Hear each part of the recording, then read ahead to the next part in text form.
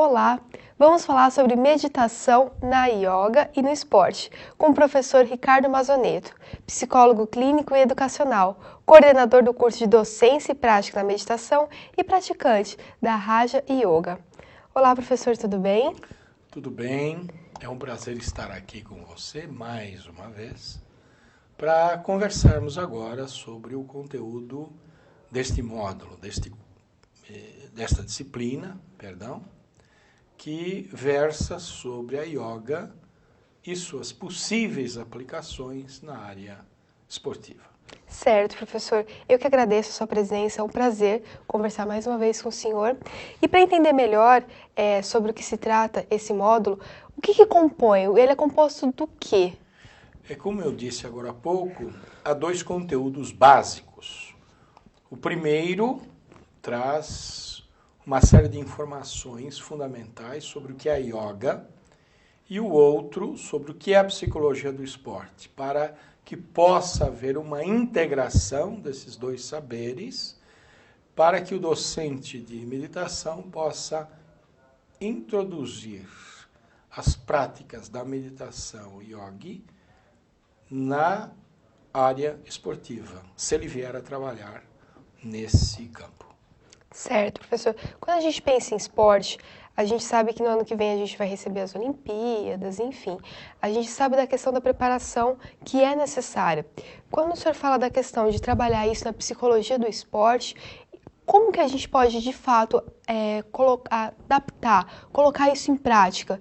Por exemplo, numa seleção ou numa competição, como é que isso é introduzido para o atleta, tanto para o atleta como para quem vai proporcionar essa meditação, no caso, colocar a yoga à disposição da psicologia do esporte? Primeiro é preciso que haja informação. Quem toma essa decisão é dirigente da área esportiva. São os diretores, os técnicos, então é preciso, em primeiro lugar, divulgar esse conhecimento junto a essas pessoas, para que, sabendo dos benefícios, possam vir a contratar técnicos que tenham esse conhecimento e possam levá-lo às equipes esportivas. Então, é basicamente, em primeiro lugar, fazer um trabalho de informação, de divulgação, para que, uma vez que isso aconteça, os professores de meditação possam auxiliar os atletas juntamente com os outros membros da equipe multidisciplinar que atende as equipes esportivas. E a meditação vai dar condições para que o atleta possa ter o equilíbrio necessário durante as competições, porque elas geram um estresse muito grande e é preciso que o atleta saiba lidar com esse estresse para poder ter o sucesso merecido que ele objetiva nas competições. Então, é isso que precisa acontecer. No primeiro momento, divulgação. E depois, evidentemente, pessoas competentes atuando junto às várias equipes. Quero só citar uma coisa. Se você falou das Olimpíadas, nós teremos um número muito grande de atletas. Então, cada equipe tem o seu staff, cada equipe tem os preparadores que vão ajudá-la a ter o melhor resultado. Então, há um campo aberto para os docentes de meditação por causa disso. Então, evidentemente, que poderão atuar em diversos esportes, mas é evidente que antes de virem a fazer isso, é necessário que já estejam atuando em equipes, que tenham a experiência necessária e muitos desses atletas serão chamados às seleções que serão formadas. E é claro, haverá uma chance aí desses profissionais virem a atuar junto a muitos desses competidores. Então é preciso começar o quanto antes, para que, evidente, o aluno, hoje aluno e depois docente de meditação, possa levar os seus conhecimentos e gerar os benefícios que a meditação pode dar às pessoas que dela verem a fazer a utilização. Professor, qual a sua experiência? Quando a gente fala de esporte, a gente sabe que a gente lida com vitórias e com derrotas. Como que a yoga ela pode ajudar o atleta, ou enfim, qualquer pessoa que atue na área esportiva, a lidar tanto com a vitória quanto com a derrota? O autoconhecimento que a yoga fornece ajuda o indivíduo a lidar melhor consigo próprio. Há diversos ramos ou modalidades da yoga. E segundo as pessoas que fazem o registro histórico da yoga no Brasil, há hoje mais de 30 modalidades aqui praticadas. E eu posso citar melhor e mais profundamente aquela modalidade que eu já me dedico há muitos anos, que é a Raja Yoga. Então, nela, o praticante aprende basicamente, essencialmente, em primeiro lugar, a ter autodisciplina. Comedimento, em primeiro lugar. Em segundo, a se conhecer mais profundamente. Terceiro, a relaxar e fortalecer o corpo. Em quarto lugar, a meditar. E aí, desenvolver um nível superior de consciência, que é entendido como superconsciência ou hiperconsciência, no qual ele compreende as essências da realidade. Então, como isso vai ajudar o esportista? De modo que ele tenha uma consciência clara do que está acontecendo com ele na competição. Evidentemente, quais são seus limites, suas potencialidades e como deve agir. Além do mais, reconhecer seus limites. Porque ele pode, ou a equipe pode se defrontar com um adversário, ou uma equipe adversária, muito mais competente, e aí vira derrota. Eu lamento profundamente uma partida que eu assisti recentemente na Copa do Mundo, quando o Brasil foi derrotado por 7-1 Sim. pela Alemanha, e eu já vi o Brasil derrotar a Alemanha no Maracanã, ou melhor, no Morumbi, por 5-1. Eu vi isso. E ainda não era uma grande seleção na época. Deram uma surra na Alemanha aqui.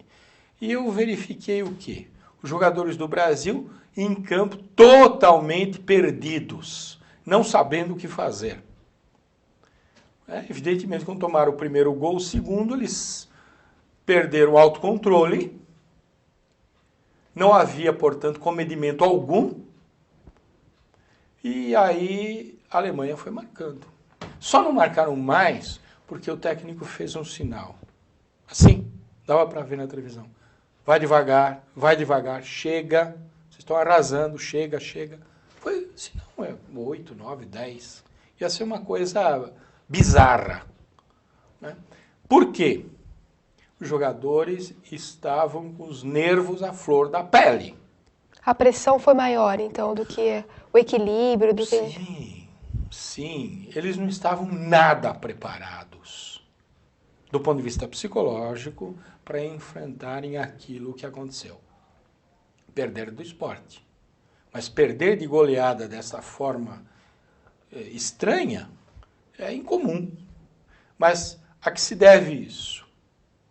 Os jogadores não souberam se reorganizar em campo depois do primeiro e segundo gol que a Alemanha marcou.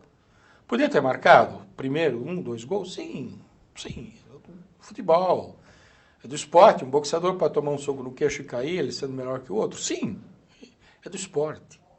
Mas o que não pode é o esportista perder o autocontrole. E a yoga dá justamente isso. Autocontrole. Autocontrole do corpo e autocontrole da mente. É isso que faltou para os jogadores. No jogo anterior, o Brasil perdeu o Neymar. Eles entraram derrotados em campo. O que eu vi foi um absurdo. Quando, às pressas, uma psicóloga foi chamada para dar apoio psicológico aos jogadores da seleção brasileira. Quando eu vi isso, eu pensei, o Brasil vai ser derrotado pela Alemanha. Eles estão com os nervos à flor da pele. Ora, evidentemente que o que se deve considerar é que a preparação psicológica não é feita em uma semana. Então, esse trabalho deveria ser feito desde o início. Desde o início, claro. E não foi feito. Quer dizer, uma semana ou menos, alguns dias antes do jogo, chamaram uma psicóloga para apagar um incêndio. Ué, não ia adiantar nada, evidente. Ou seja, é um trabalho contínuo, não é um trabalho de última hora, né, não. professor? Vai se dar preparação física para um jogador ou para um atleta de última hora? Não. Não, evidente.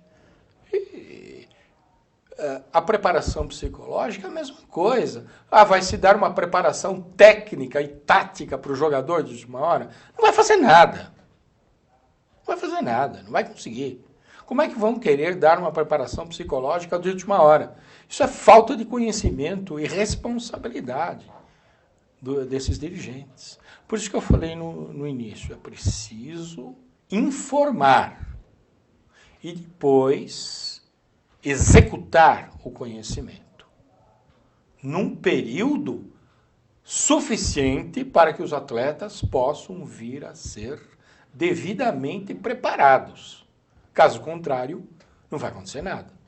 Sim, a gente vai ver um total despreparo. Total despreparo.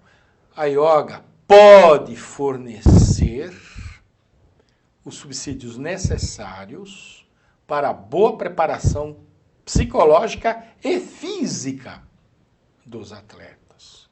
Sim. Juntamente, é claro, com a preparação física, há um professor de educação física com especialização nessa área que vai estar preparando a equipe. Mas o yogi ou docente de meditação pode vir ajudar grandemente. Não é necessário, evidente, que venha a ser, é claro, uma meditação de fundo yogi. Mas eu vou lhe dizer uma coisa. As formas podem variar um pouco, mas os estágios da meditação são os mesmos para todas as vertentes da yoga e de outras origens. Isso é muito bom o senhor ressaltar, principalmente para os alunos que estão acompanhando agora Sim. esse vídeo, para que eles possam compreender que a essência, a base em si, né, é o que a gente pode entender que ela, de acordo com os estágios, ela continua, ela segue. Então é muito importante o senhor falar isso. Exatamente, a essência dos métodos de meditação é a mesma. Muito bom o senhor falar isso. Até para quem está em casa conseguir compreender, os internautas conseguirem compreender essa essência, esse entendimento sobre o método. Isso. E eu digo para os alunos, os que estão nos assistindo, pratiquem meditação, porque a compreensão da essência virá. E quando você compreende a essência, você vai para além das formas. Eu quero fazer um comentário breve aqui. E já que nós estamos falando de yoga, eu quero salientar essa área. Há muitas pessoas que impressionam pelo conhecimento, pela erudição. Mas são teóricos e alguns papagaios, que repetem os termos em sânscrito sem um conhecimento profundo do que aquilo quer dizer, porque não sabem meditar. Refletem, memorizam, informam, mas não têm vivência. Isso é um erro. Fica muito superficial. Superficial. Isso é um erro. Na verdade, é melhor conhecer menos do ponto de vista teórico, porém, aquele pouco que o indivíduo conheceu venha a ser aplicado na prática. Aí está o verdadeiro saber, o verdadeiro conhecimento do yogi. Não é a quantidade de conhecimentos, não é a diversificação do saber que faz o indivíduo uma pessoa que entenda profundamente. É a aplicação prática do conhecimento. Então é preciso tomar cuidado com isso. E eu quero que os meus alunos tomem muito cuidado com isso.